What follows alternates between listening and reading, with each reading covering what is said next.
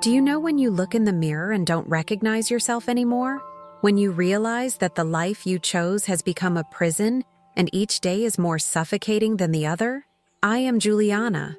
I am 33 years old, and for a long time, I thought I was living the dream. A stable wedding, a beautiful house, everything I imagined wanting. But what seemed love at first became a sentence. Eduardo was that kind of man who knows how to be charming when he wants. At first, he was attentive, affectionate, made me feel unique. But over time, affection has become control. Small jealousy became discussions. Discussions became fights. Fights turned fear. He asked me who I was talking to, sent me messages every hour of the day, complained about my clothes. At first, I thought it was just zeal, but I soon realized I could do nothing without feeling his eyes on me. If I took a long time to answer a message, argument. If I wanted to go out with friends, argument. If I said I needed space, argument. And every fight ended the same way. Eduardo apologizing, hugging me hard, saying that he loved me, that he just wanted to protect me. I do this because I care, love. You're everything to me. And me? I believed. Or rather, I pretended to believe, because admitting that I was stuck in this marriage meant admitting that I was wrong, that I had bet my life in the wrong guy. But the worst part is that no one saw what I saw. For his family, Eduardo was the perfect husband. My friends? Some have moved away over time. Others told me to give time to time. And my family, my mother said, "It's just like that, daughter. Marriage is not easy." But that night, after a horrible fight, something different happened. I couldn't stand it. I grabbed my bag and left home crying. The heart shot, the legs shaking. I didn't know where to go. I just wanted to escape. And that's when someone I never expected appeared. My husband's brother, André. André has always been reserved, a quiet guy in his, who never got into the problems of others. But that night, when he saw me on the street, barefoot and crying, he didn't hesitate. He opened the door and, without having to ask anything, said, "If you need help, I'm here." And it was there at that moment that something changed. I didn't even imagine that help was going to turn my biggest secret. André looked at me in a different way that night. It was no pity, no curiosity. It was a look of someone who really saw what was happening to me. He took me inside and offered me a glass of water. My hands trembled so much that I almost dropped the glass. He held my hand for a second and asked if I wanted to talk about what happened. I wanted. But how to explain that I no longer knew where love ended and fear began? That each "I love you" from Eduardo came with a hidden threat? André did not insist, just sat next to me and stood there, in silence. For the first time in a long time, I didn't need to justify myself, defend myself, or lower my head. That night, I slept on the couch of his house. For the first time in months, I was able to sleep without fear of being awakened by shouts. The next day, I returned home before Eduardo woke up. I made up any excuse for my absence. He was calm, which scared me even more. In the following days, André started sending me messages asking if I was okay. Small conversations that at first were innocent. But gradually, I started to realize something different. When I talked to him, I felt light. André didn't treat me like a fragile someone or a possession. He laughed at my jokes. He really heard me. When I talked about problems with Eduardo, he was visibly annoyed, but never tried to tell me what to do. I just reminded me that I deserved more. Gradually, I wish each message, each connection, each excuse to see him. The worst is that he also started to change. Before, he avoided looking at me for a long time, perhaps trying to maintain distance. But now, our eyes crossed and took a little longer to divert. One night, after another fight with Eduardo, I sent a message to André. I asked if I could go to his house. He took a while to answer. The heart was hitting hard as I stared at the phone screen, waiting, until the answer arrived. "Yes, you can. I'm here." I knew I was playing with fire, but at that moment, I didn't care anymore. I took my things and left home. At that moment, I didn't know, but I wasn't just running away from Eduardo. I was going towards something much more dangerous. The heart was still accelerated when I arrived at André's house. He opened the door and looked me up and down. That look shivered me. There was something different about him that night. I entered without saying anything. He locked the door and stood, as if trying to understand what was happening. "Fight again?" he asked. I nodded and threw myself on the couch. I wanted to talk, but I felt that I opened my mouth. I was going to collapse for good. André approached, sat next to me. The silence between us seemed electrified. The seconds passed, and the air became heavier. I felt the warmth of his body near me. His smell took over my space. It was strong, masculine, unlike anything I was used to. I should get up, thank, and leave. But instead, I turned my face to him. "Thank you, André. Real." My voice came out low, almost a whisper. He took a deep breath, as if fighting something inside him. But his eyes went down my body, taking a second more on my cross. "Legs. You know you can count on me." His voice sounded hoarse, more severe than normal. The tension was suffocating. My heart beat so hard that I could feel in my chest, neck, between. Legs. And then it happened. I leaned a little more for him. Subtle, almost imperceptible, but he realized, and did not move away. His hand touched my thigh lightly like a test. My skin burned where he leaned against. I did nothing to stop it. "André," I muttered. He closed his eyes for a second and squeezed my thigh, as if I needed to feel that I was there, that it was real. And before I could think, I kissed André. At first he froze, but when he returned, it was as if something had been released. Inside him, his hand slid around my waist, pulling my body against his. The kiss was intense, desperate.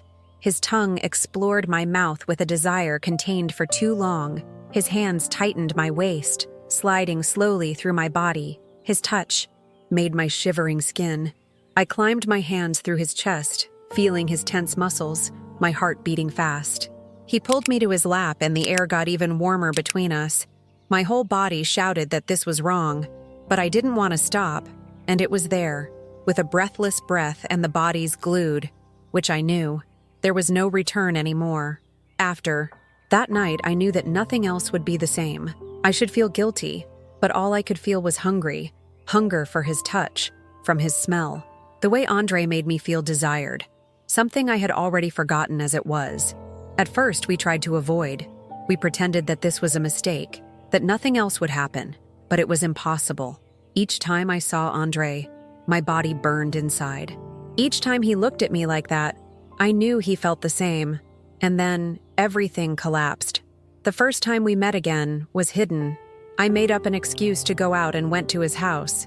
As soon as André opened the door, there was no time for words. He pulled me hard by the waist, gluing our bodies. His breathing was hot against my neck. "We shouldn't be doing this." "So stop." I provoked, but he didn't stop. Our case started there, in hiding, in the few moments we could steal from the world. Any opportunity was enough. We saw each other at his house, in my car, even in places where we could be caught. The fear of being discovered made everything more intense. The messages were increasingly bold, the longer calls. Eduardo was suspicious, but I always managed to divert the subject. But the truth is that I could no longer think of anything but André, his hands exploring every piece of my body, the desperate kisses, the way he whispered my name as I held firmly. I felt my skin shiver whenever he pulled me against the wall and looked at me that way that made my legs weakened. It had once we were almost caught. I was at his house and heard Eduardo's car parking. The panic hit, but André held me firm, with that naughty smile in the corner of his mouth. "Stay quietly. If you don't want to be caught." I had never felt so much adrenaline. The forbidden, the danger, the desire, all mixed in a single explosion. That was not just passion, it was addiction, and the more dangerous it was, the harder it was to stop. But fate has a cruel way of ending everything, and a mistake, just one, would change our lives forever. The adrenaline of the forbidden addicted. Each meeting with André was a risk, but I couldn't stop. The desire was stronger than fear, until I made a mistake. It was any afternoon. Eduardo was at work, and I took the opportunity to send a message to André. The conversation began as always, full of tension and provocations. "I'm thinking of you," I wrote. He answered fast. "And even? What are you thinking about?" I bit my lips. already feeling the body heat. I took the phone and recorded an audio. My voice came out low, loaded with desire. I'm remembering the last time, the way you held me, the way you made me moan your name. I'm wanting more. I sent the audio and smiled, already waiting for his answer. But seconds later, my blood froze. The audio was not for André. The notification on the mobile screen was clear. Eduardo's name shone there as a death sentence. My fingers trembled as I tried to erase, but it was late. The blue ball indicated that he had already heard. The heart shot. My hands were cold. I wanted to run, disappear, make time back. I called. Him. He called 3 times before falling into the mailbox. I sent a message. No answer. The anguish squeezed my chest. Every second unanswered seemed an eternity. Eduardo never took me to answer me. Never. His silence was scarier than any scream. Minutes later, my cell phone vibrated. A single message appeared on the screen. We need to talk. My stomach rolled. I knew my world was going to collapse. I was walking around, trying to think of an excuse, but there was no way to explain that. There was no way out. The noise of a car stopping in front of the house made me freeze. I looked out the window and saw Eduardo getting out of the car. The way he knocked the vehicle door made my blood freezing. I took the phone and tried to call André. Calling. Nothing. Eduardo climbed the steps from the entrance slowly. My eyes were fixed on the doorknob. When the door opened, I felt my whole body lock. I was alone. Eduardo knew everything, and I had nowhere to run. The door opened hard. Eduardo entered without saying anything. My heart was hitting so hard that I thought it was going to pass out. He stopped in the middle of the room, his dark eyes loaded with something I had never seen before. Do you want to tell me something, Juliana? His voice was cold, without emotion. My mouth dried up. I tried to speak, but no word came out.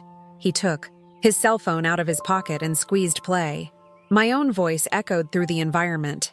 I'm remembering the last time, the way you held me, the way you made me moan your name. I'm wanting more. A shiver traveled my spine. It was a mistake, I stammered. It wasn't for you. He laughed. A dry laugh, without humor. That I already know. I just want to know how. Long you've been making me idiot. The air got heavy. I tried to walk away, but he stepped ahead.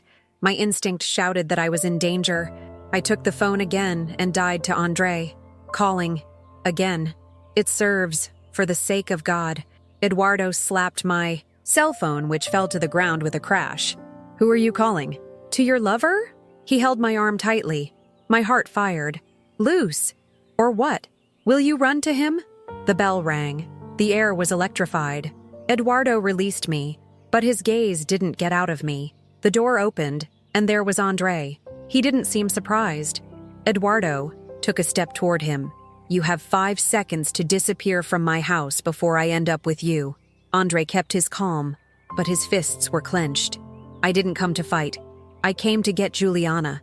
The silence was suffocating. My whole body trembled. Eduardo looked at me. Go with him. But remember, this door will never open to you. A part of me wanted to beg for another chance, but I knew nothing else could be fixed. I took my things with tremendous hands.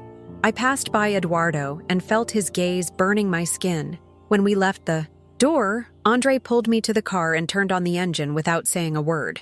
But deep down, I already knew this story would not end well. The silence inside the car was suffocating. André drove without saying anything. His hands were firmly on the wheel. The jaw crashed. I was looking out the window, trying to organize my thoughts, but all I felt was a void.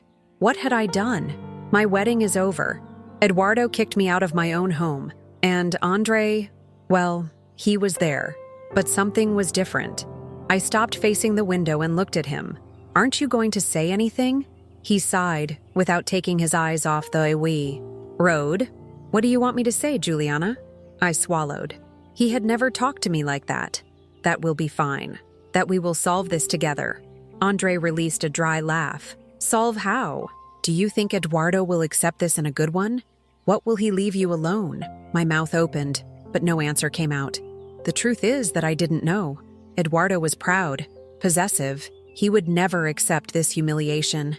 My cell phone vibrated in my lap. I took the device and saw Eduardo's name on the screen. Unadulterated messages. My stomach rolled. I opened the first. You destroyed everything. The second. Do you think it's going to be that? The third. Do you think you can play with me? The last message made my body freeze. This is not over, Juliana. My hands began to tremble.